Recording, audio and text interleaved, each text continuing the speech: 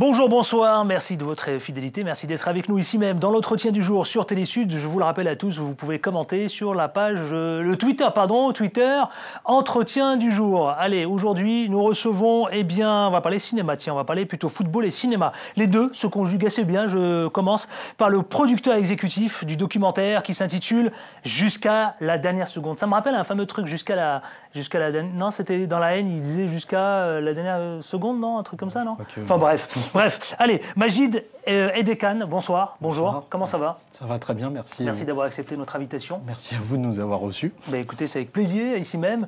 Et en face de vous, un jeune réalisateur, un jeune prodige qui s'appelle Nicolas Kamsofa. Bonsoir, bonjour. Bonsoir à vous. Merci. Ça va, tout va bien? Oui. Et vous êtes un jeune prodige, un jeune réalisateur. Comment est née l'idée, comme ça, de vouloir subitement réaliser un documentaire autour du football? À vrai dire, quand je suis un passionné de football, vous savez, et quand j'ai vu depuis des années voir que ce sport est devenu un sport business... Est-ce que vous êtes un passionné de football ou vous-même vous avez été footballeur? J'ai été footballeur à une époque, mais bon, c'est une petite carrière de jeune, voilà, comme tous les jeunes licenciés qui sont dans le football amateur. Et quand je vois depuis des années un foot business, beaucoup d'argent qui rentre, et souvent, par exemple, sur le marché des transferts, on voit des millions injectés sur des joueurs, comme par exemple pour Gareth Bale qui a signé au Real Madrid pour 91 millions et encore on ne sait même pas la somme exacte. Vous avez quel âge? Pour ceux qui n'auraient 20 ans. 20 ans. 20 ans et vous parlez comme si vous aviez 30-40 ans. Déjà. Bon, c'est parce que j'ai une certaine vision du foot, je suis un passionné, je regarde ça depuis tout petit, donc je pense savoir... Mais attendez, à la fois avoir cette pratique du football et être dans le milieu du cinéma, c'est deux mondes très différents. C'est paradoxal. Comment se sont mariés, se sont conjugués ces deux éléments? Vous, à la fois en tant que passionné de football, mais le monde du cinéma. Comment est née la passerelle entre ces deux mondes? Alors elle est née, en fait, en partant... C'était parti sur un délire en regardant des vidéos sur Internet avec un ami qui s'appelle Marwan Sino. Et d'ailleurs, je lui suis un gros bonjour. Et vraiment, en fait, on regardait des vidéos. Il me disait, vas-y, fais des vidéos comme ça, Et j'ai commencé à en faire. Et puis, ça a commencé à me plaire. Et cette passion du montage vidéo a commencé. Puis après, j'ai commencé à faire des résultats intéressants sur Internet au niveau des vues. Donc, du coup, je me suis dit, ça pouvait être intéressant, pourquoi pas, de se lancer dans ce milieu-là. Et puis, j'ai rencontré Majid il y a quelques mois. Et c'est vrai que ça m'a permis de réaliser ce premier projet qui... Alors, Majid, justement, Edekan, vous êtes entrepreneur, vous êtes producteur de ce film, de ce documentaire de 90 minutes. Rappelons-le, qui sera diffusé au cinéma CGR à Mantes-la-Jolie, dans le 78. C'était en banlieue ouest de Paris. Voilà. Hein, je préviens tous celles et ceux qui veulent s'y rendre, il faut un petit voyage. Mais en même temps qu'il mérite, ça mérite. Voilà, le voyage en vaut vraiment le détour. C'est-à-dire que ça se passe à 20h, le lundi 27 janvier. Dites-moi, vous, en tant que producteur, en tant qu'entrepreneur, vous aviez senti quelque chose finalement émerger chez ce jeune réalisateur, ce jeune talent, Majid? Oui, après moi je suis un passionné de foot aussi, j'ai joué au FC Mantois en étant plus jeune. Le FC Mantois, rappelons-le, c'est le club local de Mantes-la-Jolie. Voilà. Sur lequel justement on a suivi 3 jeunes issus du club du FC Mantois, Mantes-la-Jolie. Donc quand il est venu me voir avec son projet, c'était une passion commune. Donc après... Mais avoir une passion commune, et vous, en tant que producteur, parce que là on parle fric quand même, oui. On parle business, comment vous avez eu, soudainement, vous vous êtes dit, j'investis là-dedans, ça vaut le coup? Nous, on a une association qui s'appelle l'association Contact, et en partenariat avec l'association Est-ce bien raisonnable, on a toujours mis en avant les talents de la ville. Donc pour nous, faire un documentaire sur le FC Mantois, qui est quand même le second club d'Île-de-France, après le PSG en termes de licenciés, puisqu'il y en a 950, je pense. Ah oui, quand même, 950, voilà. Après Mantes-la-Jolie et le Val-Fouré. Voilà. Le Val-Fouré, c'est la plus grosse cité d'Europe. C'est une mine d'or, non? Voilà. Donc c'est tout ça, donc tous ces talents-là. Et puis on avait aussi... L'objectif de l'association, on en avait à chaque fois un peu marre qu'on montre le verre à moitié vide ou à moitié plein. Nous, on voulait montrer le verre à moitié plein, montrer tous les talents cachés qu'il y a à Mantes-la-Jolie, et plus particulièrement au Val-Fouré. Donc c'était ça, on est quand même le FC Mantois, c'est comme je disais le second club d'Île-de-France après le PSG. Ce que je vous propose tout de suite, justement, c'est de regarder, de découvrir ces belles images, ces extraits du documentaire qui sera diffusé le 27 janvier à 20h précisément à la salle CGR à Mantes-la-Jolie. Regardez et on revient tout de suite après pour en parler. Je me lève foot, je mange foot, je rêve foot, donc comme si, je sais pas, t'enlèves un bébé sa maman. Et tu m'enlèves le foot, je suis rien du tout. Mais après, au bout d'un moment, les gars, il faut se poser les questions. Qu'est-ce que je veux devenir? Qu'est-ce que j'ai envie de devenir dans le football? Réussir, ça veut dire quoi? Aller au plus haut des niveaux, être international. On m'avait appris en étant plus jeune que tu peux passer à côté d'un match techniquement, mais tu n'as pas le droit de ne pas te défoncer sur le terrain.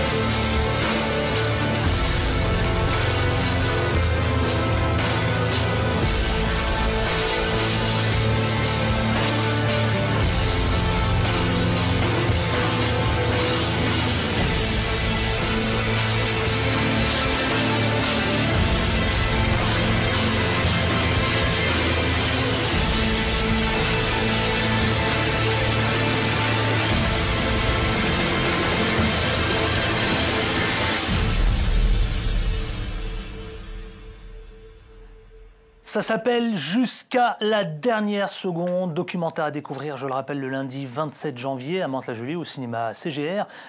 Dites-moi, Nicolas, un vrai jeune prodige là, vraiment. Moi, je tiens à féliciter votre performance, à la fois de réalisation, de montage, puisque c'est vous aussi qui avez monté votre propre œuvre. Ouais.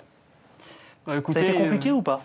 On a eu beaucoup d'imprévus, je pense que Magid pourra en témoigner, mais c'est vrai qu'après, c'est toujours se remettre en question quand on fait un montage, c'est-à-dire qu'il faut toujours surveiller les plans qu'il faut mettre, savoir imprégner au mieux le spectateur, car un documentaire, voilà, c'est un titre informatif, mais comme on le diffuse au cinéma, faut qu'il y ait aussi cette touche de spectacle. Pourquoi les gens ils vont au cinéma? C'est quoi, c'est un documentaire qui s'adresse sincèrement au public monté, ou finalement vous vous êtes dit, j'ai fait un documentaire qui s'adresse à l'ensemble de la jeunesse, y compris au plus large public? Il s'adressera à tous les amateurs de football. Tous les amateurs de football. Tout le monde va s'identifier, et je crois qu'après même la diffusion, tout le monde voudra mettre des crampons ou prendre une licence. Il y a quand même 2 millions de licenciés footballeurs amateurs, donc qui s'entraînent 2-3 fois par semaine et qui jouent samedi ou dimanche. Parce qu'il est amené, par exemple, ce documentaire qui s'appelle Jusqu'à la dernière seconde à être diffusé sur l'une des chaînes en France. C'est l'objectif. Après, on a été démarcher la Ligue de football amateur, donc qui a apprécié le projet, donc qui va essayer d'utiliser ça comme un outil de sensibilisation auprès des centres de formation, aussi auprès des lycées, des collèges, parce qu'on a vraiment voulu remettre en avant l'aspect sportif, que c'est un sport qui est une passion, loin du foot business, des événements de 2010, la Coupe du Monde et des millions dont on peut parler. On a vraiment voulu montrer qu'il y a des jeunes, 2 millions, voire même plus, qui chaque semaine s'entraînent, l'espoir de devenir un jour pro. On a interviewé quelques pros qui sont issus du FC Mantois, parce qu'il y en a quand même 16, voire 17, qui sont issus du FC Mantois. Justement, je vous pose la question à vous deux, l'un et l'autre, Nicolas et Magid. Quand on est dans un quartier populaire, et surtout issu des quartiers populaires, quand on est un jeune, imagine à travers tout ce qui se déroule, est-ce qu'il y a une quête ici d'identité? Est-ce qu'il y a, finalement, je vous pose aussi, parce que à vous deux, il y a une terrible reconnaissance, d'accord, à travers le football. Est-ce que le football, ça ne traduit pas cette quête d'identité, à laquelle en permanence on est en recherche? Nicolas d'abord et ensuite Magid. À la fois, à travers le portrait d'Elia, c'est dans celui que je me reconnais le plus, par exemple. C'est ce qu'il dit d'ailleurs l'entraîneur, on l'entend. À travers ces portraits, je me suis reconnu un petit peu, parce que vu que c'est mon premier film, par exemple, j'y ai cru jusqu'à la dernière seconde pour faire ce film-là. Donc c'est un peu une quête de la vie, ce sont des moteurs de la vie en fait que j'essaie de montrer. Ouais, mais quand on est issu des quartiers populaires, Magid, est-ce qu'on est en quête de reconnaissance à travers le football et grâce au football? On n'est pas en quête de reconnaissance, puisqu'en fait, dans les quartiers populaires, il y a des talents aussi bien sportifs, artistiques, culturels ou même professionnels. Il y a des entrepreneurs. Il y a justement tous ces talents-là qui ne sont jamais mis en avant. Donc c'est ce qu'on a voulu mettre justement en avant. Non, mais quelque part, parmi tous ces jeunes amateurs, qui sont c'est des jeunes ados d'ailleurs, souvent ils commencent très tôt, est-ce qu'il n'y a pas un manque de reconnaissance? pense pas. Je pense que c'est une passion, qu'ils ont envie d'en faire vivre de leur passion, aussi bien sportive, donc ça peut être dans la boxe thaïlandaise, la boxe, la danse, mais aussi sportivement ou artistiquement, s'ils veulent devenir comédiens. Donc si on peut vivre de sa passion, qui ne voudrait pas vivre de sa passion, en faire son métier? C'est le plus beau métier du monde quand même. Quand on vit de Vous-même, sa Nicolas, vous auriez souhaité finalement en faire votre vie professionnelle? Bien sûr. Le football? Et finalement, vous l'avez reconverti en quelque sorte en version cinéma. Voilà, un petit peu, parce que franchement, j'ai toujours voulu être footballeur professionnel. Et même encore aujourd'hui, j'aimerais bien porter le maillot de l'Olympique de Marseille, par exemple, ou le maillot de l'équipe de France, et jouer au Stade de France dans un stade de 80 000 places. N'importe qui aime le football aimerait jouer dans un stade à guichet fermé. Maintenant, j'ai voulu le mettre en image, parce que je n'ai pas le talent pour être footballeur, j'ai voulu le mettre en image, et je pense que c'était ça le plus important. Faire passer cet amour que j'ai pour le football. Justement, Magid, vous êtes producteur de ce documentaire. Les études s'accordent pour comprendre la pratique footballistique comme un langage. Et justement, ce langage, la manière de jouer, l'utilisation des gestes, techniques, la recherche d'ailleurs de l'exploit personnel. Et je vous pose la question, est-ce que tout cela apparaît comme l'expression de, comment dirais-je, des habitudes d'un footballeur quand on est issu des quartiers populaires ?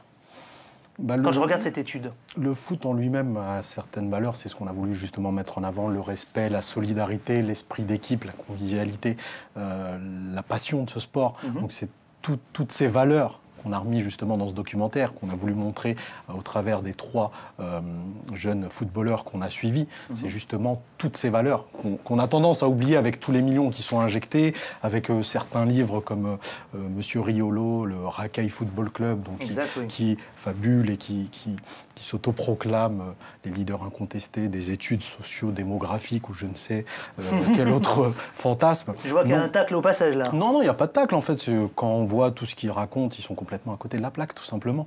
Là, ce qu'on a voulu montrer, c'est quand même, il y a trois CV différents. Un qui était étudiant, donc qui est passé chômeur. Un jeune entraîneur de 24 ans qui entraîne les U12 du 13 et un autre jeune qui est surveillant à côté et qui est en fin de carrière. Donc tous ces gens-là, qui ont 3 parcours différents, ont la même passion.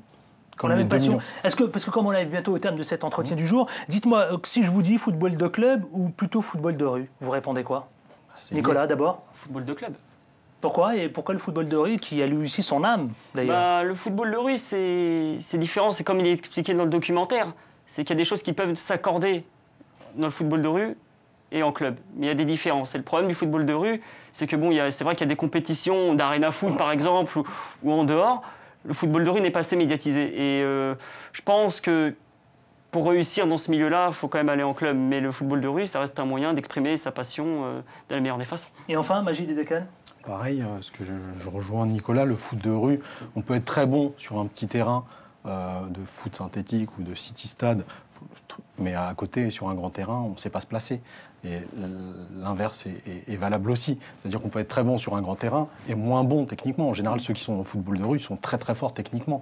Après, quand on les met à des postes d'arrière ou gardien ou autre, non, ils sont tous techniques. Eh bien, messieurs, c'est ce qui m'a plu. Merci à Nicolas. Bravo. Félicitations pour cette belle performance à 20 ans. Magid, vous pouvez être fier en producteur. C'est des talents. J'avoue que là, vous avez déniché quelque chose. C'est des talents de Mantes. Il promet le jeune talent mantais, Nicolas Kamsofa, pardon. Merci à vous. Merci à vous. Plein de bon courage. Et enfin, Magid, qui est le producteur exécutif du documentaire qui s'intitule Jusqu'à la dernière seconde. Magid Edekan, merci à vous. À découvrir, donc je le rappelle à tous, le lundi 27 janvier à 20h, c'est au cinéma CGR. Merci à vous deux. Bon courage et puis bonne chance. Merci. Voilà, et pour tous celles et ceux qui peuvent aller se déplacer à Mantes, eh bien, allez-y, nombreux. Bien, voilà. Merci à vous. Merci. À demain pour un autre entretien sur l'entretien du jour. D'ici là, portez-vous bien. Ciao, ciao.